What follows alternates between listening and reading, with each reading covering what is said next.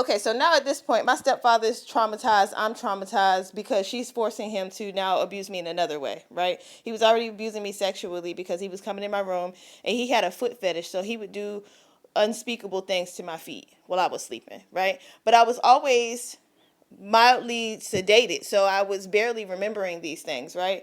So in my life at that time, no one was abusing me but my mother in my mind. And then she was giving him license to do it, and he was traumatized and I was traumatized. I remember what I was wearing that day and everything still, right?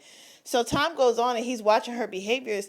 And mind you, while she's paying so much attention to me, she's not paying enough attention to my little brother. And he's starting to develop, little, as my dad called it, gay traits, homosexual traits, right? And so he's like, yo, you need to do something about this, right? So long or short, one day everything turned to a head and he had forced her to go get mental help. Because, and mind you, then this bitch put me in therapy. Like I was the problem. But anyway, I was doing my homework. My stepfather had this thing about when you do your homework, you do your homework on a separate sheet of paper, not on the worksheet that you were given, because he didn't like eraser marks and all that stuff like that. He only wanted it clean and all the right answers on the paper. So you did everything showing your work on another piece of paper, and then you put all the right answers on the paper.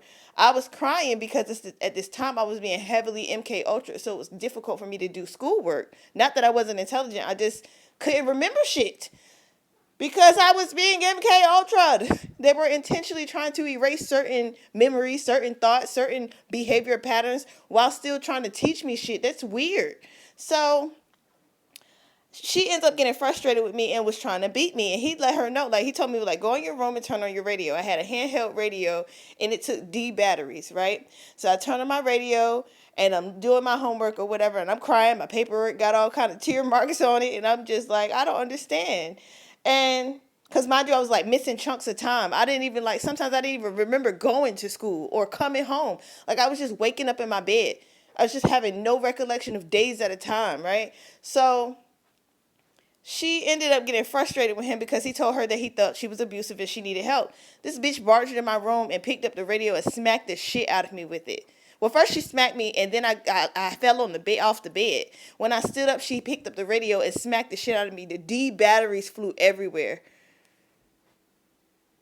She smacked me with a handheld radio that took D batteries. I'm gonna go find the picture of it.